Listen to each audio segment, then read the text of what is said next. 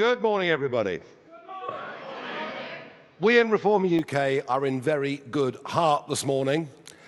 Our judicial review will not be heard in the High Court on Thursday of this week because the government have given in, admitted what they did in trying to cancel elections, and in some cases with the connivance of the Conservative Party for a second year in a row, and now 4.6 million voters that would have been denied the right to vote despite still paying their council tax will get the right to vote on the 7th of May. And if you think about it, this was the Labour Party, the Conservatives and the Lib Dems in Cheltenham trying to deny people the vote. And we're the party that stands up for democracy, accountability, and I view yesterday as being a really, really big win. A big win, not just for us, but a big win for democracy, something that those that went before us actually fought to defend the very principle of.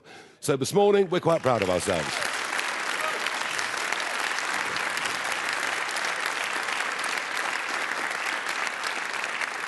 Now, at the time of the general election, which seems a long time ago, I said that what we would do, we would establish a toehold in Parliament in that short campaign, and we would then move on to become the opposition party in this country to the Labour government. And whilst it may be true that the Conservative Party have more MPs in Westminster than we do, although our numbers are growing quite steadily, there is no question, given that we've now led for the last 200 opinion polls in a row, given that our average lead is between 9 and 10%, that in the country we are the voice of opposition to this government. And so it's time for the party to take the next step. Too often, the criticism over the last 20 months has been that we're a one-man band, to which I generally respond by saying, well, it's better than being a no-man band. But the time has come to broaden the party, to put in place people in shadow positions, and that process begins today, just begins today, with 4 important announcements. There are 3 things really that we're looking for when it comes to appointing people to positions to speak officially on behalf of the party. 1 is the youthful energy and enthusiasm that reformers who've never been in government before have. The second thing we're looking for is genuine experience, because people like Richard Tice and myself, we've not been in number 10, we've never been on the front line. We need people who've been there and who know how it works, or perhaps more accurately, how and why it doesn't work. And then we'll be looking, and we started this process last year, and it's going on today. We then need people who are genuine experts in their area to take junior ministerial positions, because frankly, the lack of real-world experience in government is being felt by every business in the land. So today's the first step on that journey, and I want to begin by inviting onto the stage my loyal deputy of the party, Richard Tice, and the man who, if we win the next general election, will be the Deputy Prime Minister, and who is going to take on a very, very important role. The department will be called Business, Trade and Energy. So it's a new super economics and business department, in many ways modelled on what the Germans did after World War II. This was their approach to it, and I'm not pretending we can produce the Wunderschaft overnight, but perhaps we can actually bring back to the world of business and energy somebody at the top of this department who's done well himself in the real world. So please welcome to the stage our head of BTE, Richard Tice.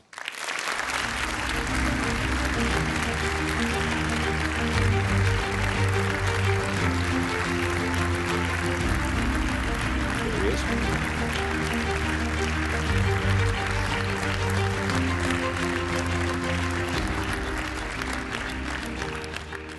Everybody, and thank you, Nigel, indeed. I just want you to imagine an economy that's growing at 2.5 to 3.5, sometimes 4%, year in, year out.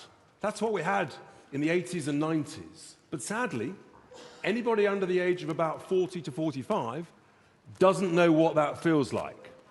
That's where we've got to get back to.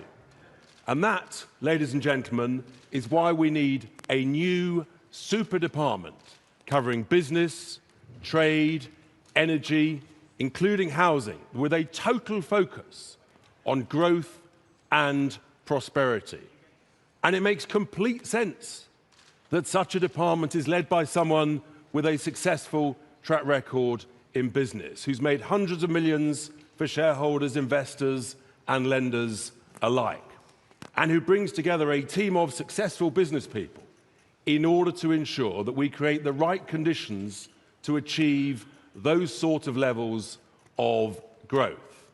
For example, people who understand what it is to have smart and safe regulations, but to get rid of what I call the daft, the dither, and delaying regulations.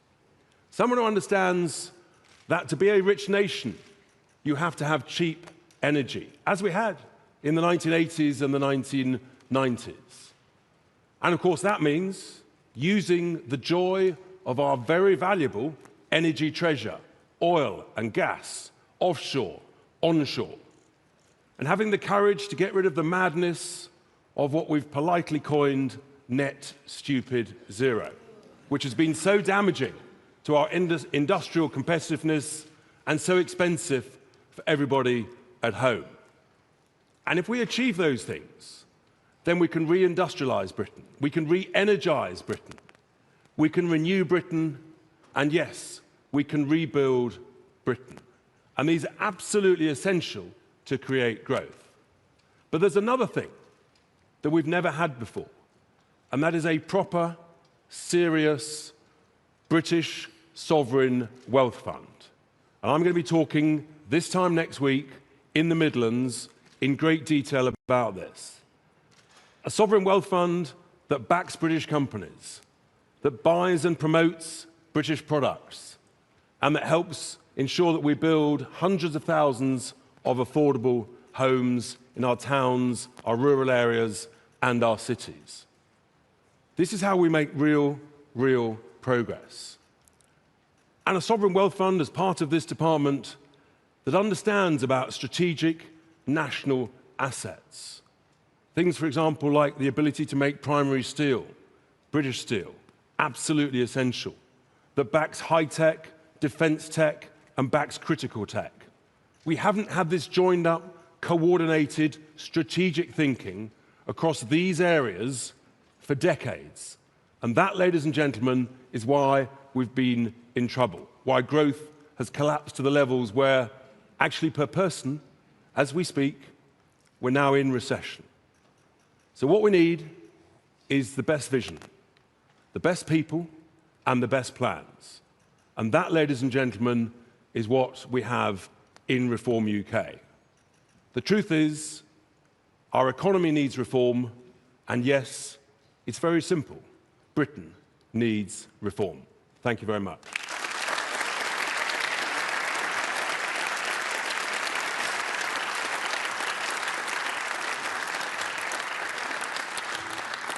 Richard, thank you very much indeed. Now, next up is somebody who joined us recently. I suspect he might have a little less time now to do all his videos because he's taking on a very big job. I do hope that when I announce him, he's actually going to be here, which would make a nice change. But taking on the very responsible and important role of Shadow Chancellor is Robert Jenrick.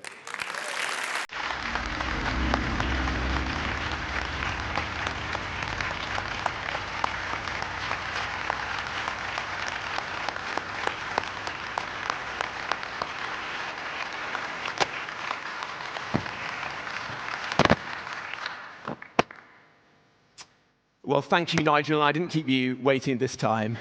Look, we all know that our economy isn't working. And why is that? Well, we've had decades of mismanagement. But this Labour government is in a league of its own. Its record is tantamount to vandalism.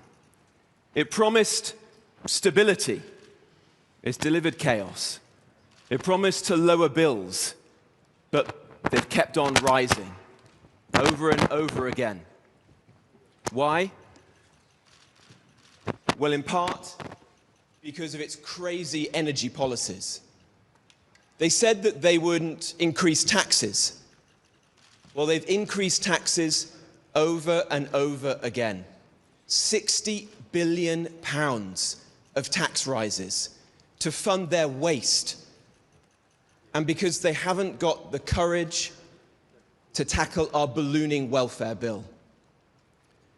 Businesses are fighting for survival right now. Factories are closing. Investors are leaving the country. And people are suffering. Everyone in the country feels hard up right now.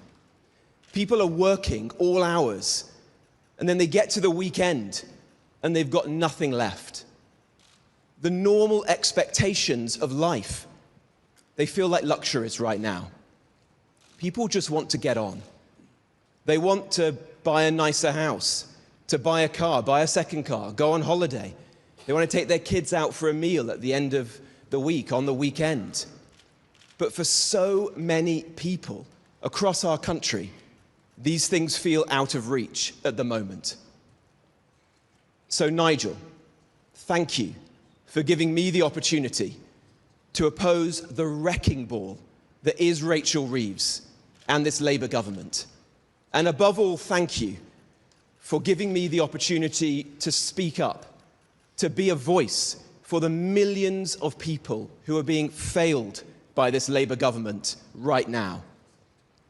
We are going to put together the most comprehensive plan of any political party in this country to fix Britain's broken economy. I'm going to work with you, Nigel, with Richard, with Zia, with people with deep experience of building successful businesses, people the like of which there is no one in the current cabinet to put that plan together. It will be a plan that restores stability to our economy, a plan that cuts waste, that brings down the benefits bill, that ensures that we can lower taxes and cut bills, that brings back good jobs to this country once again. Nigel and I are going to be saying more about this tomorrow, but I'll just end by saying this. Together, we are going to build an economy that serves alarm clock Britain. The people who got up early this morning to go to work, to look after their family, the people who want a hand up, not a hand out. People who just want to get on in life, who want to feel better off. And there's no shame in that. People like my dad, Bill, who left school at 16, became an apprentice, set up a small business. People like those I grew up around in Wolverhampton and represent now in North Nottinghamshire. Decent, hard-working, family-oriented, community-oriented, patriotic Brits who just want to get on. We're going to ensure that you can keep more of your money, that the state stops taking your money and wasting it, spraying it around without any regard for how hard you worked to earn it and your own interests. More than any party, we are going to take care with your money. We're going to look after your money as you would. And we're going to work hard every single day between now and the general election and thereafter, if we're lucky enough to be entrusted with leading this country forwards, to earn your trust and confidence. We're never going to forget where we came from or who we're in politics for. We're in politics for you, for your family, for your future, and for this great country. Britain's economy is broken, but it can and it will be fixed with reform. Thank you.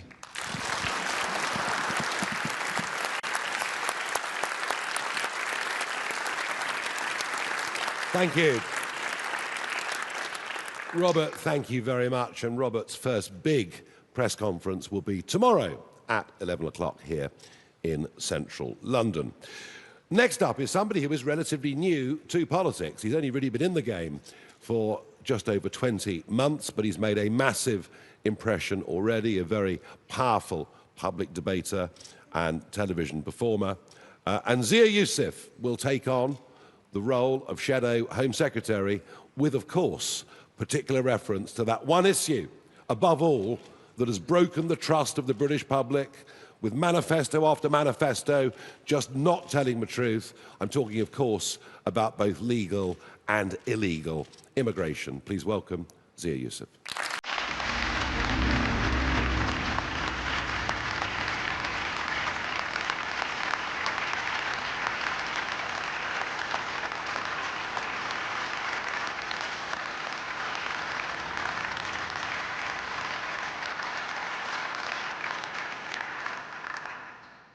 Hi everyone, good morning. So I'm going to open with a statistic. 1 in every 25 people wandering around in Britain today arrived in the last 5 years. 1 in every 25 people in Britain today arrived in the last 5 years. Britain has been overwhelmed by immigration, both legal and illegal. Look, I'm the son of immigrants myself. And my parents, between them, have given almost half a century of service to our NHS. I'm really proud of them. So no one knows better than I the invaluable contribution migrants can make to this great country. But we have to be honest. The sheer scale of immigration over the last 3 decades has broken Britain. More people have turned up on our beaches uninvited in the last 7 years than stormed the beaches of Normandy on D-Day. And those people, instead of being detained and deported, have been given free accommodation, free meals, free access to healthcare, free taxis, free leisure activities, at the expense of the British people, to the tune of tens of billions of pounds every single year. And that's just illegal immigration. If we talk about legal immigration, just since 2010, the equivalent of the populations of Edinburgh, Leeds, Sheffield, Nottingham, Stoke, Bristol, and Cardiff have been added to our populations. So is it any wonder why it's so difficult to get a GP appointment? Why everyone feels unsafe because violent criminals are let out of jail because of overcrowding? We don't have enough prison places. Why tens of thousands of people, to our eternal shame as a country, are forced to wait more than 2 days in accident and emergency. Just imagine that. And by the way, nobody voted for this. In fact, they voted expressly in the opposite way. Everything I just described could credibly be described as the most profound betrayal of the British electorate in history. The Tories said that they would cut net immigration to the tens of thousands, that is a direct quote, in 4 consecutive manifestos. And what did they deliver? They delivered 12 million people migrated into this country in their 14 years, 6.5 million people net. And did they build enough infrastructure? I'll let you be the judge of that. They built a grand total of 411 net new prison places, not 411,000, 411. And to their eternal shame, they left the country with fewer hospital beds. The number of British people who have literally died as a result of the appalling betrayal on immigration in this country is actually unquantifiable. And I also want to talk about the fact that we are about to feel the aftershocks of some of those decisions. Because the Boris wave, what has become known as the Boris wave, is only about to hit the books in terms of the Treasury. So that's north of 3 million people that arrived in about 3 years against the wishes of the British people. In fact, the mandate was get Brexit done, secure our borders, reduce immigration. Instead, Boris, quote, took back control, threw open our borders. And as a result of that, those 3 million people, of those, half of whom have never worked, will never work, almost 80% of them came in on non-work visas. Imagine that. This is a deliberate act. And as a result of all of that, the most conservative estimates assume that as they are granted indefinite leave to remain in the coming months and years, that's going to cost the British taxpayer hundreds of billions of pounds. So I want to be crystal clear. If Reform win the next general election and Nigel's our Prime Minister as Home Secretary, number one, we will stop the boats. Number two, we will enact our plan that we've already published, Operation Restoring Justice. We will not just leave the ECHR, we will derogate from every international treaty that would otherwise then be used to frustrate and upend deportations. We will take on the serious and real threat that has been neglected of radical Islam in this country and ensure that if you come to this country with the goal of upending and usurping our laws, you will be deported forcibly. If you are in this country illegally right now and you are watching this, I want to be crystal clear. As Reform's Home Secretary, I will ensure that you are deported from these lands. A Reform government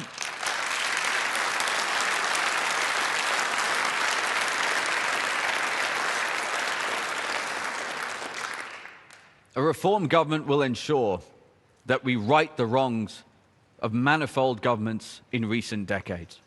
Look, this is a great country, a country full of decent, hard-working, lovely people with the warmest hearts anywhere in the world. And the reason I know that is because my mum would tell me that over the dinner table for decades, how lovely the people here are in this great country who welcomed my parents, for which I'm so grateful. But I will not allow, and a Reform government and Nigel will not allow, that goodwill to be taken advantage of. And for decades now, those lovely people of Britain have been betrayed by a political class that have failed in their most basic duty.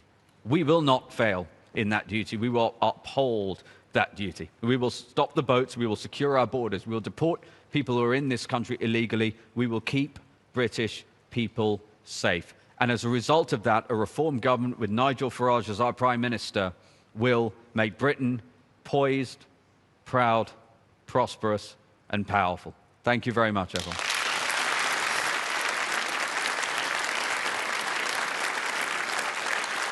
Thank you. Zia, thank you very much. Well, he couldn't have been much clearer than that, could he, really? Next up, the fourth appointment of today, and by the way, this is by no means the end of the process, it's just the beginning of the process. But fourth up today is somebody whose absolute determination in politics has always been very, very clear. And she is itching to get on with this brief, because I think that millions of parents all over this country are in a state of despair about what their children are being taught at school, about far too many young people being sent to university and being lumbered with heavy debts without any benefit to them in the workplace.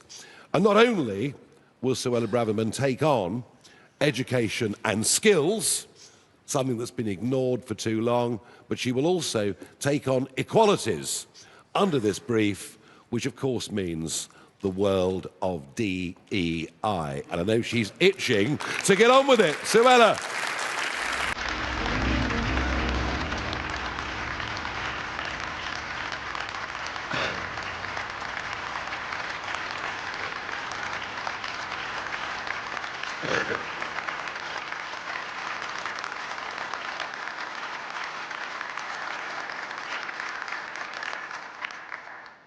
Good morning.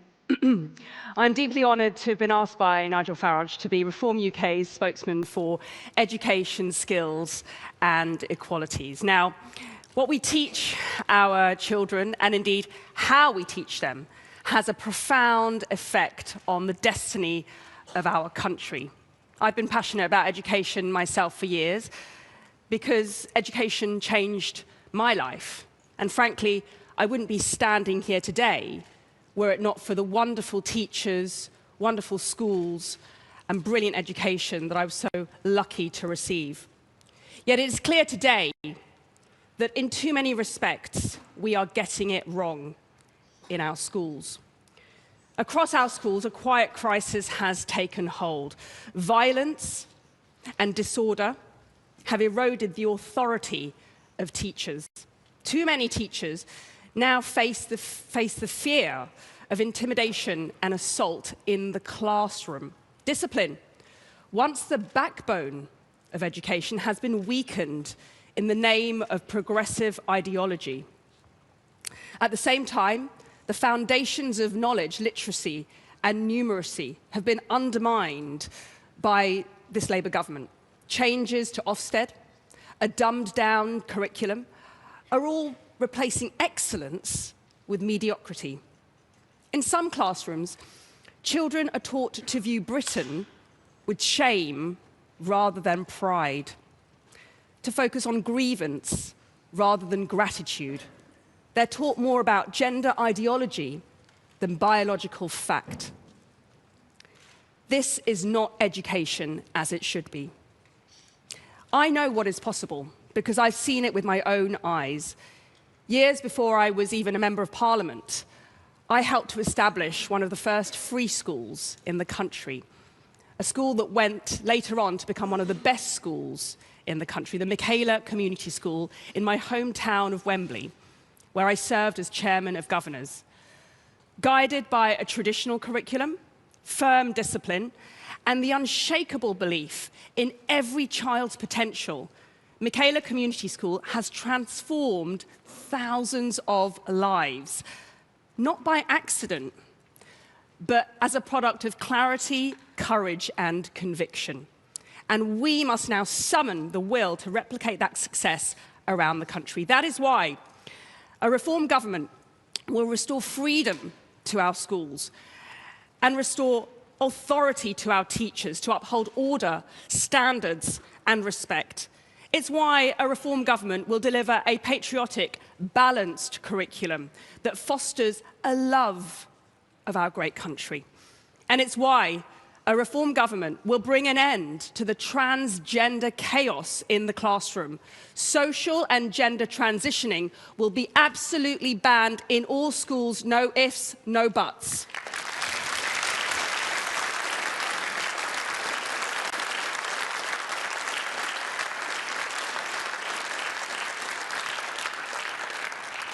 Meanwhile, too many of our universities are failing our young people. Today, 700,000 graduates are unemployed, each of them carrying, on average, £50,000 worth of student debt. The truth is that too many of our young people have been sold a lie about university, wasting 3 years of their lives on Mickey Mouse courses, all while we have a chronic shortage of nurses, builders, and care workers. The system is broken. So I tell you what we need. Instead of Tony Blair's 50% of young people going to university, this is what we need. We need Nigel Farage's 50% of young people going into the trades.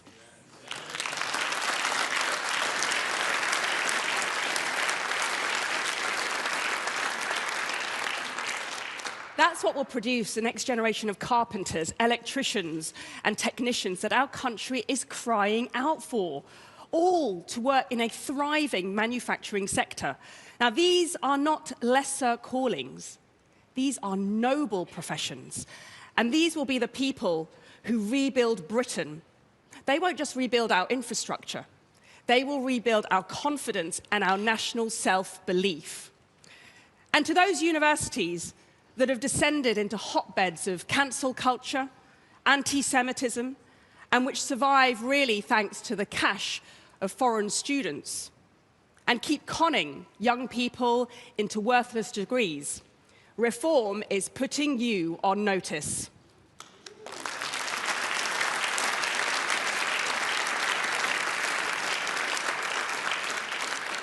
And finally, in my equalities brief, let me say this.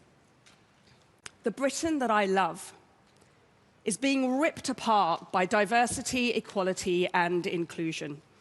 Because the truth is that DEI has become less about diversity and more about conforming to left-wing ideology. Less about equality and more about prejudice against white people. Less about inclusion and more about exclusion of those who dare to challenge the dogma. It's why was it acceptable for white Christian men to be discriminated against by the Sentencing Council?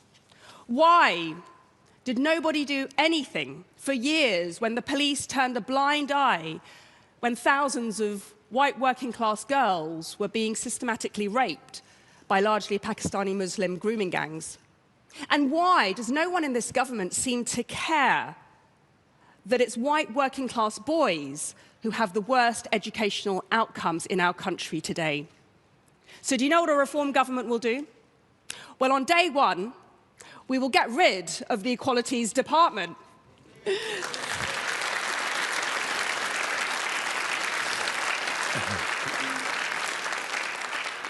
We will scrap the Equalities Minister. Yeah, I'm doing myself out of the job.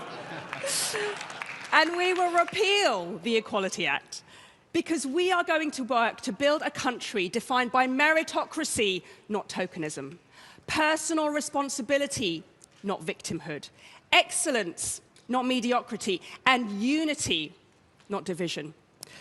So let's build a country where every young person, regardless of where they come from, regardless of the colour of their skin, their religion, what their parents did, where every young person can rise as far as their talents and efforts can carry them.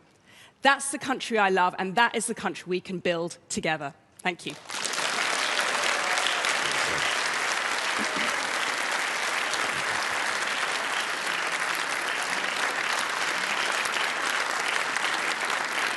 Thank you very much. Well, again, there was no room for any confusion there, was there?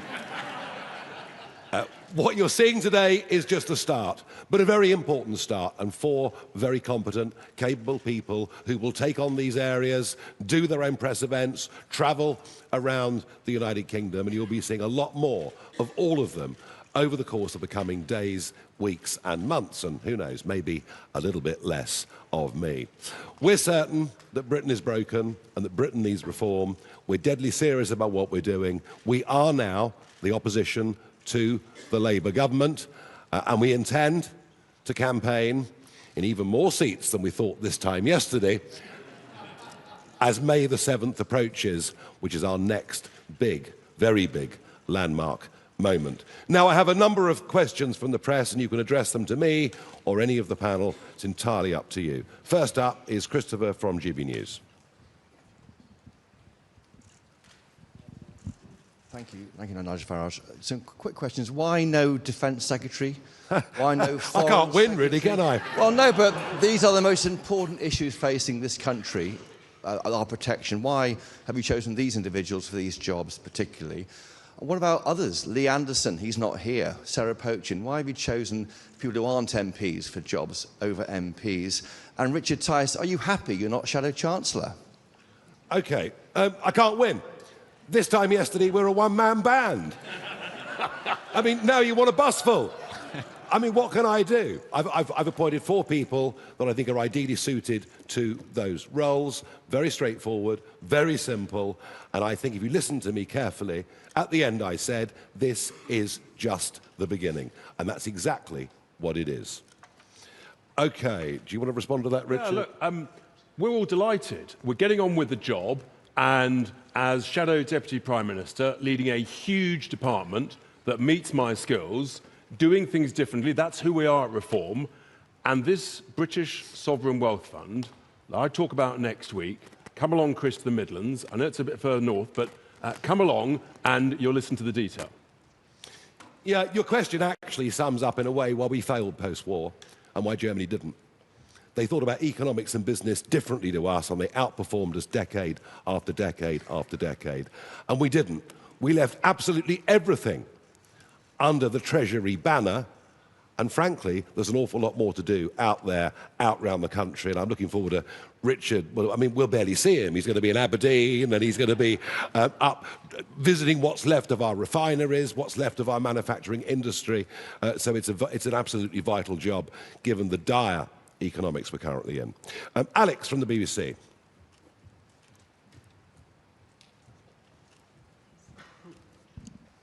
Thank you very much, Alex Forsyth, BBC News. You said right at the beginning of your speech today that you're a party that stands up for democracy in light of the action you took against the government's decision to postpone elections for May. Why then are you still resisting by-elections for the increasing number of Conservatives that are joining your party to allow people to have their democratic say? And on this announcement today, you have chosen to promote 2 very recent Conservatives to the first bit of your top team, if you like, people that were ministers who were the architects of the policies that you now criticise.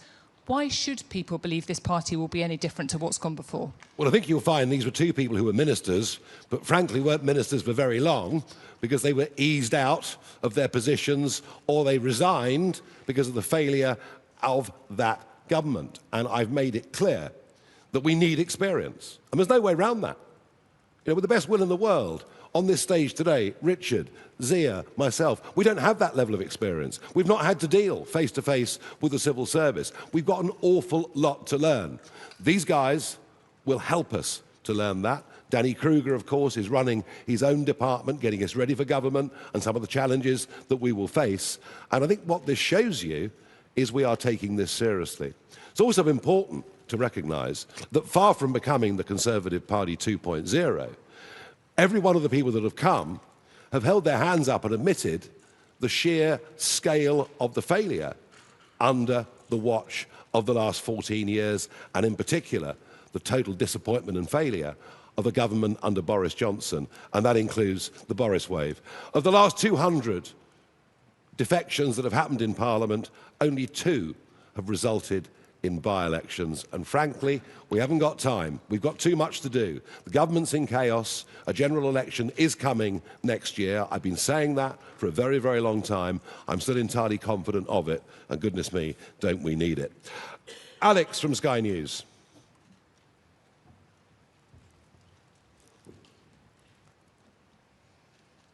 Nigel, Kemi Badenoch said recently that defections to your party had allowed her to get rid of drama queens who create problems. How are you going to ensure that reform won't fall prey to the same psychodrama that plagued the Tories? Very simple. If people mess about, behave badly, and are disloyal, they won't be here very long.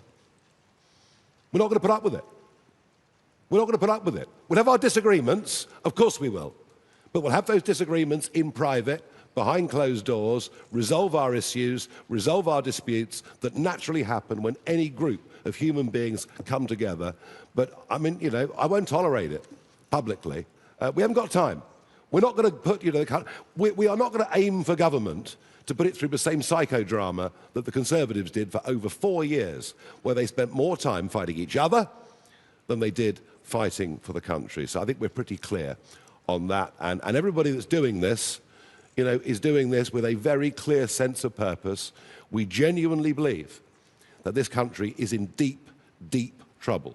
The spiral of decline is rapid, and it needs to be turned around. And indeed, one of the most common things that is said to me in the street now by people who are supportive is, you may be the last chance we've got.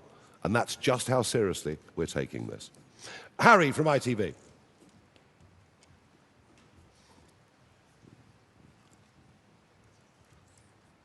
Thank you very much. Harry Horton, ITV News. Nigel Farage, you'll be well aware that 2 of the people standing beside you also wanted the role of Shadow Chancellor, and they haven't got it. You say you're not a one-man band anymore. Are you sure you can keep this band together for the next however many years until the next election? And then a question to Zia Yusuf. Have you spoken to the man to your left about the Boris wave, as you call it? And have you 2 put your differences aside? Well, I don't think Zia's held back on the Boris wave too much, do you? And from what I can remember, Jenrick resigned as immigration minister. What more do you want?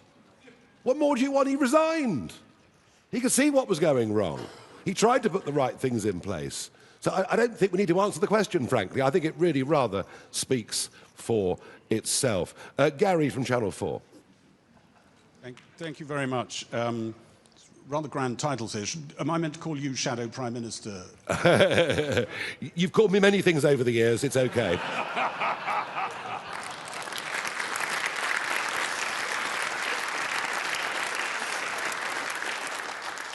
What do you say to Reform Party members, long marchers perhaps, who've been with you in previous parties, who look at what they think are highly ambitious Tories whose careers were frustrated, finding a home here?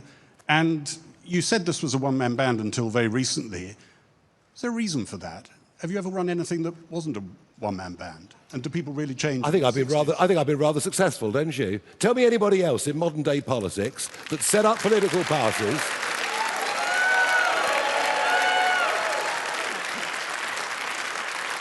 I am a political entrepreneur. I do things that nobody else could do. I set up organisations, and in the past they've been with a very specific purpose: getting us out of the European Union, getting Brexit back on track. Both of those, albeit a very long march, both of those were successful. This is different. This is not just about one cause or one issue. This is about a country that's going down the tubes, that has two political parties that have utterly failed, that don't have the courage to stand up for the British people or to put them first. And this is about creating a machine for government. And I'll tell you what I'm really pleased about. A year ago, you look at opinion polls, and Farage's popularity and the party's popularity were two different things. There was a big gap between the two. Now, if I was hit by a bus tomorrow, Reform has its own brand. Reform has its own identity, and now Reform has its own senior characters with their own departments to lead. So I'm enormously proud of that. But I can assure you that that phase of getting this thing going, of raising the money, of raising our profile, we're past that phase, and that's what today is actually all about.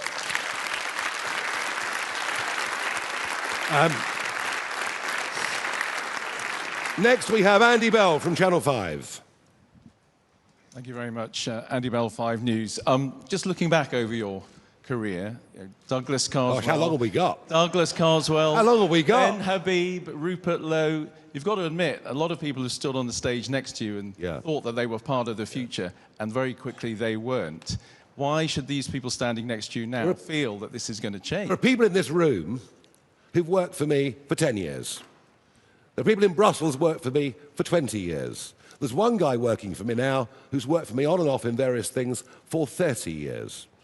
What you will find is that I am very, very loyal and trusting of people who return that courtesy. Now, there have been one or two people over the years who think, well, it's really back to the previous question, well, if Farage can set up a party and get millions of votes, we can. And you're witnessing that process going on at this very moment in time. Thank you very much indeed. And good luck to them, it won't last long. Next up, Claire from the Daily Mail.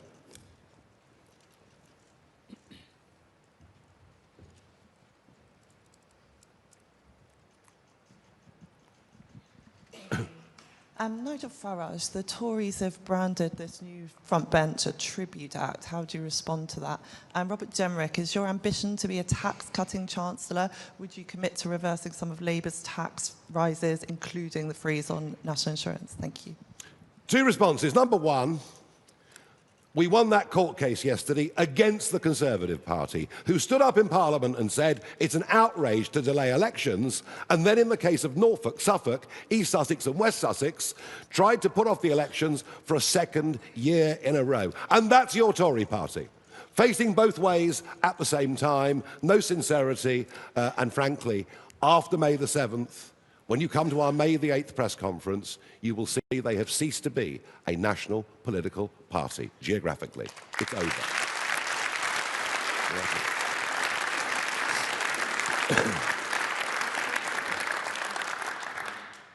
Well, and to your point, taxes are clearly too high.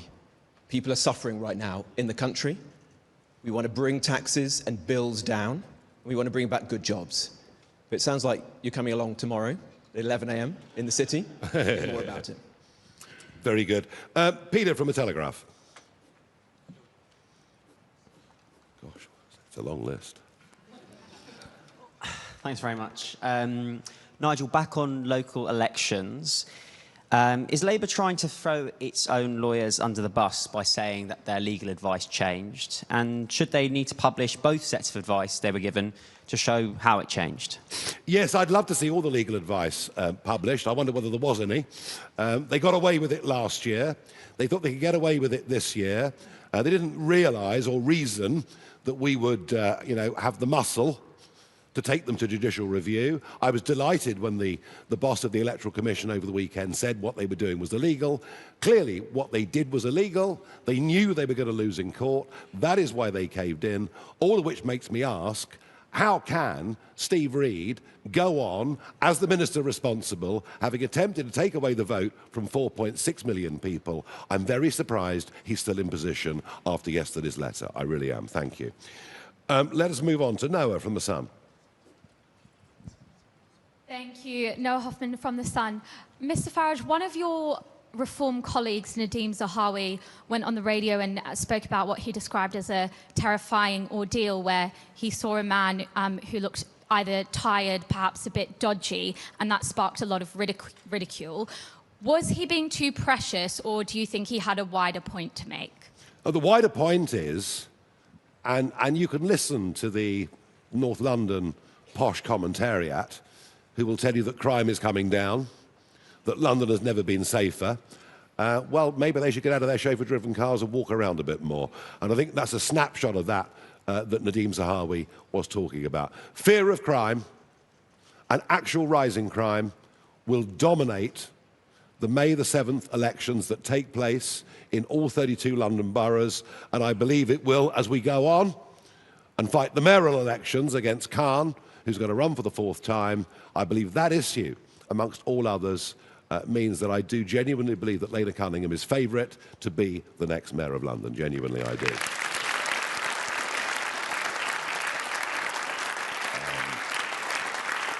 David from The Express. Thank you. If after the May elections we see potentially the SNP still in power in the Scottish Parliament, and Plaid Cymru obviously are in a great race with yourselves to lead the Welsh Parliament, do you fear that a reform government could actually find one of its greatest immediate challenges is holding the United Kingdom together? And if I could just ask Mr. Jenrick, regarding the axing of the two-child benefit cap, is that something which a reform government would restore, or are you going to welcome that it's gone, and where's the money going to be spent? I'm going to speak for Robert here. Wait for tomorrow. Is that right? 11 o'clock tomorrow, Robert will lay all of this out, okay? So there's no point pursuing that. No, I'm not. I was told that Brexit would break up the United Kingdom. I see no evidence of that. Plaid have risen in the polls in Wales as Labour sink to catastrophe in what was really one of their traditional heartlands, particularly in the south, in the valleys. But actually, if you look at the polls in Wales, Reform are 4 to 5 points ahead in most of those polls. In Scotland, yes, the SNP are in the lead. They believe in separation from the United Kingdom, but I think they also believe in their hearts they would never carry that in a referendum, and that there isn't going to be one for some years to come. So no, I don't fear that at all. Daisy from The Times. Thank you. For Nigel Farage, is this the end of the defectors? Now you've used up 4 of your strongest bargaining chips, or have you deliberately kept the roles of Foreign and Defence Secretaries under wraps so that you retain a bit of your bargaining power? And for Robert Jenrick, I appreciate you're giving a speech tomorrow, but a big story today is that unemployment has hit the highest level in 5 years. As Reform's Chancellor, what would be your plan to fix this? Well, look, the economy is in a real mess right now. We can all see that. And nothing is more important to us as a party than jobs and getting companies to employ people and getting people back into the job market, particularly young people. Youth unemployment in this country is now at its highest level in years. It's higher than it is in Europe now for the first time this century. This is going to be one of our priorities. How do we do that? Well, we're going to set out our economic plans tomorrow, but it's going to be about reducing bills, having a sensible energy policy to make our country more competitive once again, reducing taxes as we can, and bringing back good jobs in all parts of the country. So hopefully I look forward to seeing you tomorrow morning. Very good. The end of the defectors. Wow, it's got a certain ring to it, doesn't it, really? It could even be a book. I might write it. You never know. You will have known that on the Conhome site that Robert was the most popular frontbencher and that Suella was the most popular backbencher. I think having taken those two from the still Conservative wing of the Conservative Party. I mean, most of the Lib Dems now, obviously, certainly in the House of Commons. Do you know something? I'll answer that honestly. There are very, very few, hardly any, other people left in the front lines of this Conservative Party that we would even be vaguely interested in. And I'm pleased to say that we are talking to some Labour figures all over the country. And as I've said this before, at one of these conferences, that will come in time. Thank you. Moving on to Rhiannon from the Press Association. Hi, Rhiannon from the Press Association. Your former colleague and friend Rupert Lowe has just launched Restore Britain. Are you feeling threatened at all by Restore Britain? And particularly now he's had the backing of Elon Musk, and it could split your vote. I don't know about former friend. He sued me in 2019, as he sues everybody. And if you look at the history of Southampton Football Club, and then look at the history of WH Ireland, which he chaired in the city of London, you will see he was removed from both of those roles after lawsuits galore and 2 very dramatic EGMs. So friend would be stretching it just a little bit. There are, last time we counted, 11 parties that claim to be on the right or centre-right of British politics, from the Heritage Party to goodness knows who else. There is only one proper brand of centre-right politics in this country. It's called Reform. And as I'd mentioned earlier, you know, people think, oh, Farage has done it. We'll just set a party up. It'll be marvellous. We'll sweep the next election. It just isn't as easy as that. Now, does he have a profile on X? Yes, he does. Is Elon going to support him? Probably. But you see, you know, when he stood up and said that we've got to consider the mass deportation of entire communities, including those born in the United Kingdom, that just moves way beyond a point of reasonableness, of decency, of morality. And that was the moment at which, you know, I realised we just had to get rid of him, and get rid of him as quickly as we could. And I think in terms of the way we dealt with that, we were probably more brutal than the other parties. But you know what? That's the way it's going to be. Thank you.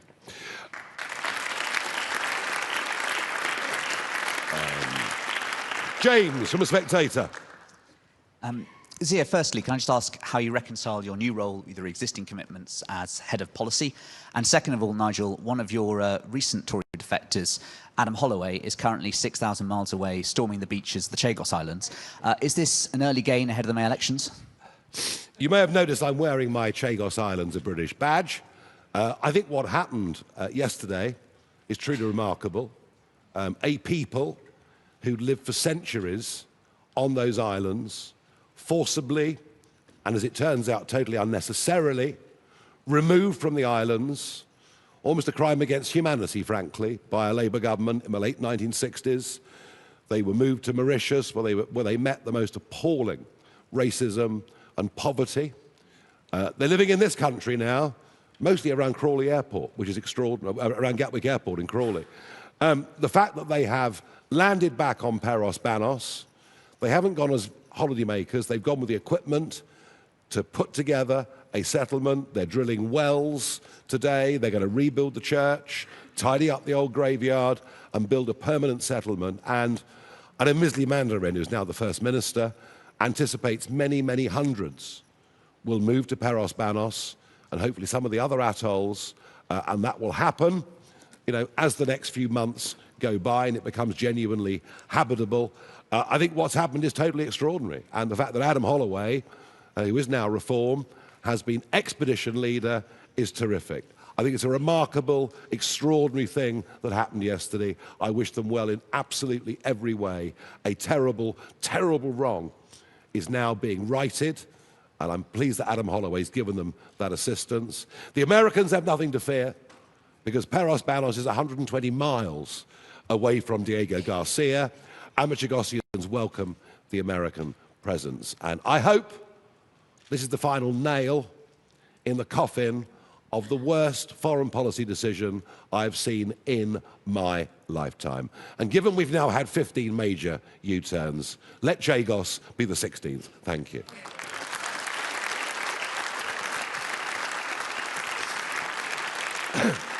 Camilla from the Daily Tea. Hi, everyone. Just to follow up on PA's question, actually, Rupert Lowe, according to Find Out Now, is polling at 10%. Is Restore Britain? I will ask you whether you think that's a credible figure. Second of all, with the right divided 3 ways, 11 ways, according to you, I did ask Zia Youssef on my GB News show on Sunday, if faced with the prospect of a so-called progressive alliance of Labour, the Lib Dems and the Greens, would Reform do its patriotic duty to unite the right? And he seemed to indicate yes, which seems at odds with your position. So are you united in Reform on uniting the right? Do you know, there is disagreement in political parties. It happens. And between human beings. Look, I've no intention of doing a deal and shaking hands with people that I believe to be utterly dishonourable. And that is how I view the Conservative Party, and particularly after 2019, you know, we got rid of Theresa May. It was the Brexit Party that did it, albeit the Spartans helped get us to that line. And, you know, we sort of opened the door up for Boris Johnson, helped him get a bigger majority, and I feel absolutely betrayed by Johnson and what that Conservative government did. I've been in business a long time. I do lots of deals. Some are successful, some are failures. But you know what? I do deals, I look people in the eye, I shake their hands because I trust them. I do not trust this Conservative Party, and the best evidence of that is Kemi Badenoch's performance over the cancelled elections, facing both ways at the same time. That's no use to me at all. As far as Rupert Lowe is concerned, there will be some polling published later today that shows his recognition factor amongst members of the British public. It is not very high at all. And so a push poll that says 10% is utter rot. The party isn't even registered. He won't be on 1% anywhere, not even probably in Great Yarmouth. Thank you.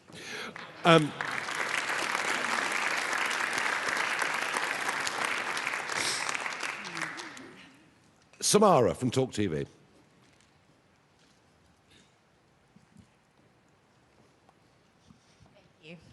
Mr. Farage, has there been any internal upset within the ranks about your appointments today? And is it true that you plan to make a 5th great office of state? No answer to the second part. I haven't yet decided and charted the course forward. Any internal upset? Not that's yet been made known to me. And if there is, tough. Right, thank you.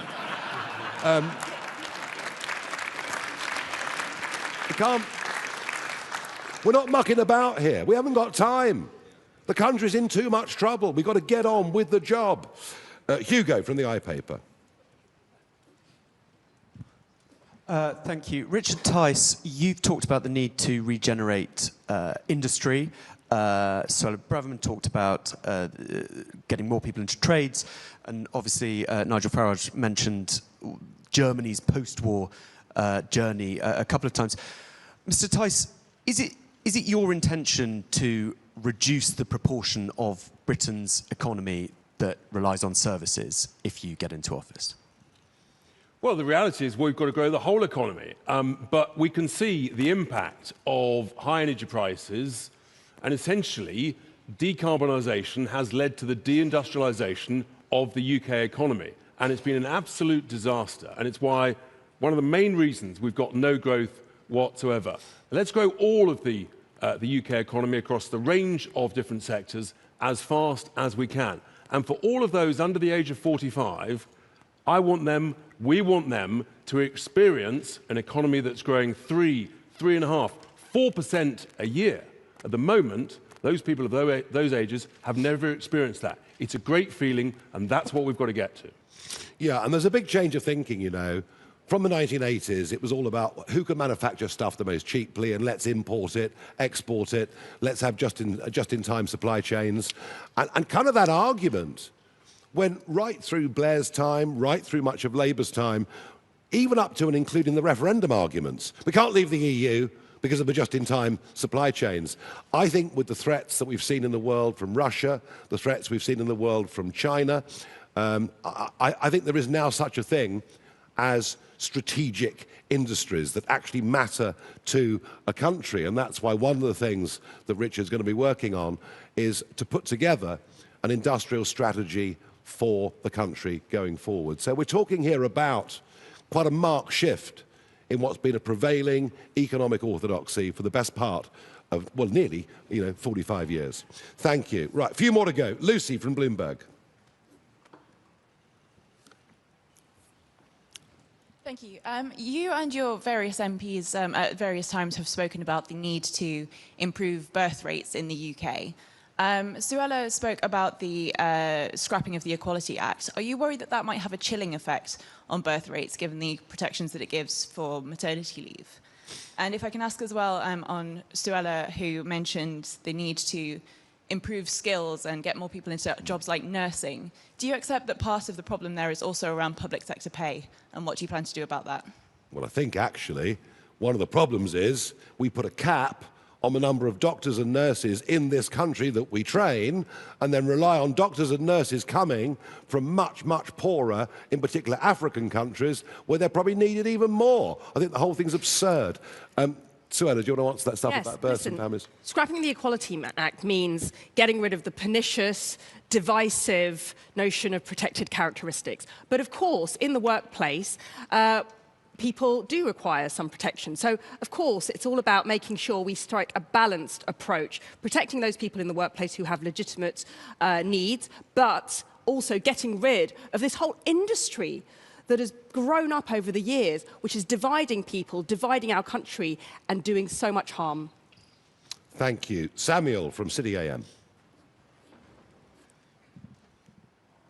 Thank you very much. It's one from Mr. Jenrick. I understand you have a speech tomorrow in the City. I just want to ask you on a policy reform has already come out with regarding the banking industry. You've previously come out against the idea of a windfall tax. In 2022, you said a tax on exceptional and unexpected trading profits does not inspire long-term confidence. Now, this was about a levy on energy companies, but I'm wondering how you reckon this with reforms policy and a lot of Mr. Farage's rhetoric towards the banking industry. And then just on that, how do you hope to be reform's man to woo the City with a policy that is going to get so much pushback from the financial services sector and lead to firms likely pulling investment or threatening to pull? And if I may, just one for Ms. Braverman. On the industrialisation policies you've been discussing recently and happy for reform to pursue socialist policies, do you still identify as a conservative, and would you say reform will govern as conservatives? What are these socialist policies? I'm sorry, I'm getting a bit confused. Industrialisation comments. What? I'll find you the line. Don't know, do you? There's actually a case for, if we were serious about industrialising our country and the renaissance of our industry, state involvement in our industries. Well, I don't think state involvement in strategic industries is socialism. I mean, I understand you saying that socialism might be, a very high percentage of the British economy, being involved in what in the old days we would have called the means of production. There's nothing socialist about saying that the British government should maybe take a stake in some of these strategic industries. That's not nationalisation, far, far from it. So I do actually reject that completely. Robert? Well, if I can concur with Nigel there, there's nothing socialist about saying that our economy should be concerned about salvaging strategic industries like steel or car making. We're losing those strategic industries now, and as a result of the crazy net zero policies, frankly, of the last Conservative government and now of this one, we're rapidly deindustrialising. It's not socialist to say that we want to revert that, particularly when we're a 90-odd% service-based economy that is being massively disrupted by AI. So we're going to have an industrial strategy, and we're going to have an economic plan that salvages the good jobs and those strategic industries. Be in no doubt of that. I think what you're referring to, I said in the past, was I disagreed with the last Conservative government's decision to increase and set the energy profits levy, which was massively harmful to long-term investment in the North Sea. I continue to agree with what I said previously. That is already proving to be very damaging to the tens, the hundreds of thousands of good jobs that rely on that industry, particularly in the northeast of Scotland. And that is something that Richard and I will continue to work on. As regards the City, well, look, I hold my hands up. I didn't work for 10 years as an economist at the Bank of England. I'm not a chess grandmaster. But with Richard and Nigel, I do intend to get out to talk to businesses in the City and, frankly, right across the country so that we can build the best possible, most productive relationship and one of trust that they can see in us a government in waiting that can be trusted with the economy, and above all, people listening to this programme, to this event today, can know that we will be careful with their money and provide the stability that our economy desperately needs right now, and is not being provided by Rachel Reeves and this Labour government. Thank you. Noah from Politico. Thank you very much. Nigel Farage, you've previously said that a ban on social media for under 16s would be ludicrous. Have you changed your mind, or would reform reverse any ban introduced by a Labour government, hypothetically? And just secondly, other opposition parties have said that Palantir's contract with the MOD should be scrutinised quite closely because of its links with Global Counsel and Peter Mandelson. What's Reform UK's view on Palantir's relationship with the British government? Thank you very much.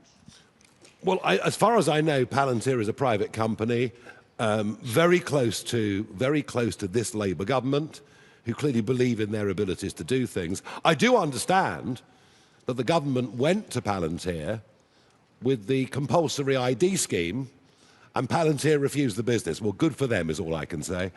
So maybe there are some nice things we ought to be saying about Palantir, it seems to me. Right, we've got to move on. Time is running out. Let's go to Natasha at LBC.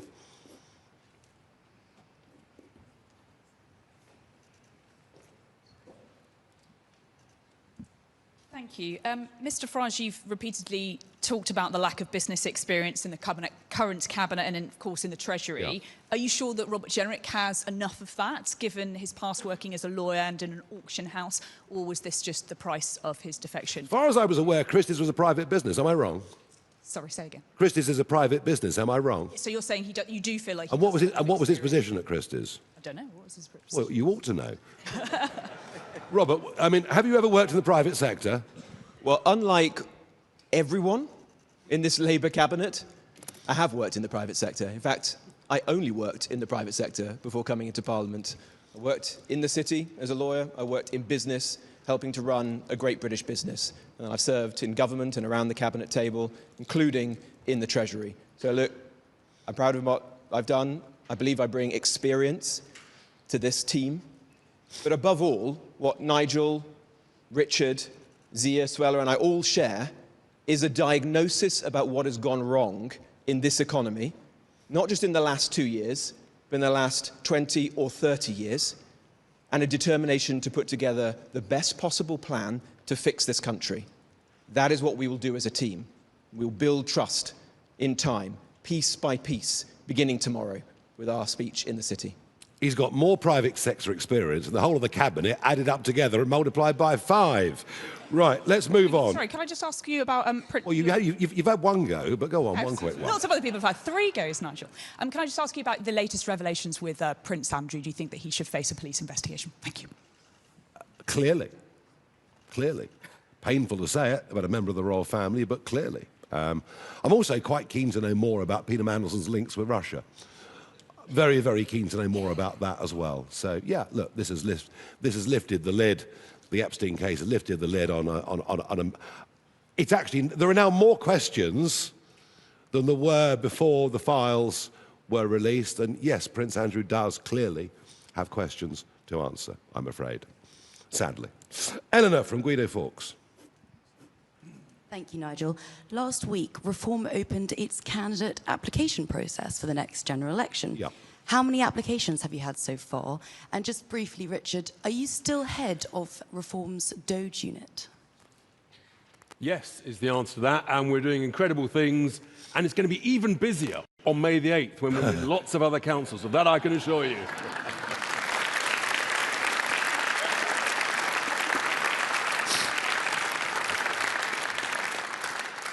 I don't know is the answer. All I do know now is we have to put 5,432 candidates in the field for May the 7th. It is an absolutely gargantuan job, not just for us, but for the other parties as well. The last I heard was last week, and 600 had applied in the first 2 days. But beyond that, I couldn't tell you. But my focus clearly has got to be, our focus, all of us, has got to be making sure we really are battle ready for May the 7th, including another 900 seats that'll be fought that weren't being fought yesterday morning. So that gives you some rough idea. OK, Millie from The Independent. Thank you. Matt Goodwin has suggested that people who don't have children should be taxed extra to tackle what he sees to be a growing fertility crisis in Britain. Do you agree that fertility in Britain is a crisis that needs to be tackled? And is taxing those without kids something Reform would consider implementing? I wouldn't want to tax anybody more, but you might give people tax breaks for having quite a few children, given that the cost of living is as appallingly high as it is. And, you know, it's really interesting. I mean, I did a surgery event the other week in Clacton, and bloke says, he says, I'm working 7 days a week. I'm working all the hours God sends. I'm clearing out lofts. I'm doing this, that, and the other. He said, the people next door, it's different for them. They don't get up till midday. Deliveroo keeps bringing food round. He said, they go on holiday. We can't afford it. So there is this incredible gap now. And actually millions of people working who might be better off claiming a whole range of benefits. So if part of our strategy going forwards, if part of it, it'll be up to him, not me, if part of our strategy going forwards is to find some way that we can help young working people have kids in an affordable manner, that to me would be a very decent and very good thing to do, and kind of gets back a little bit to the earlier question about equalities in birth. Right, 3 more. Anna from the FT. My first question's to Zia Youssef. You've no doubt seen the incredibly violent scenes unfolding at the hands of ICE in the US, and yet you've boasted about creating the UK's version of that here that would round up hundreds of thousands of illegal immigrants and deport them. Do you really believe that the British public want a Trump 2.0 immigration policy? And my second question is to you, Suella. You went to a private school that charges £17,000 a year. Oh dear, you better emigrate, I think. I mean, clearly, it's absolutely appalling. Richard, what a terrible human being she must be. Not at all, not at all. Richard, Nigel, Robert and Zia, I believe, all went to expensive private schools. Very good, what fun. What do you say to members of the public who might query your party's commitment and belief in state education? And are you able to confirm whether your children go to state schools? By the way, I love the FT. It's fantastic.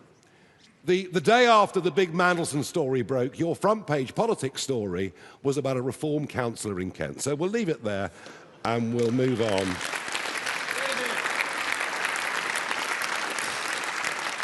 We'll leave it there. There's no point. There's no point. Just write some silly story tomorrow and have fun with it.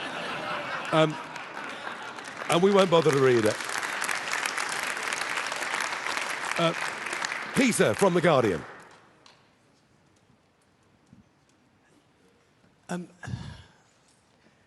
I've got a question for all 5 of you. I'm slightly worried about you might be feeling left out.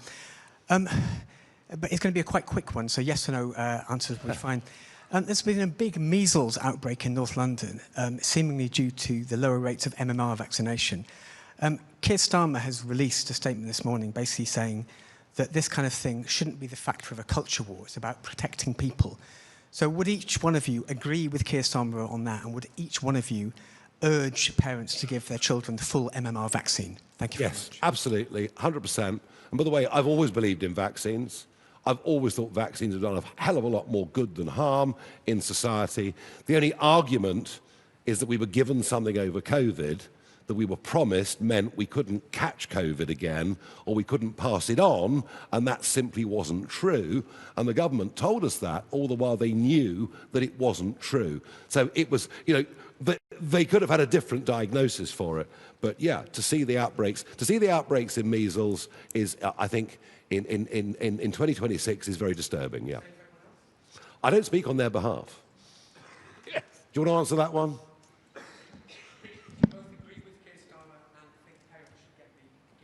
Look, I think, well, I'll only speak for myself, but of course, I'm a parent, 3 children, I believe in vaccines. It's incredibly important that we encourage other parents to do exactly the same. Yeah, okay. I think that'll do, don't you? I think we've done pretty well with that, thank you. Last question, Alexander from the Mirror. Mr. Farage, your candidate, Matt Goodwin, has declined to condemn the endorsement of Tommy Robinson and claims some people born in Britain aren't British. Do you oppose Robinson support, and do you agree with Mr Goodwin about Britishness? I just don't have anything to do with him. And we know where Tommy Robinson's loyalties lie. He's with Ben Habib, or is he with Rupert Lowe? And are they getting together, or do they hate each other? I don't know, I'm very confused. Tommy Robinson can do what he wants to do, away from us, as long as he stays within the law, which doesn't always do. And it's just none of our business, nothing to do with us, nothing to do with the campaign in Denton and Gorton, which is next Thursday, and which is going to be incredibly close. Thank you, everybody.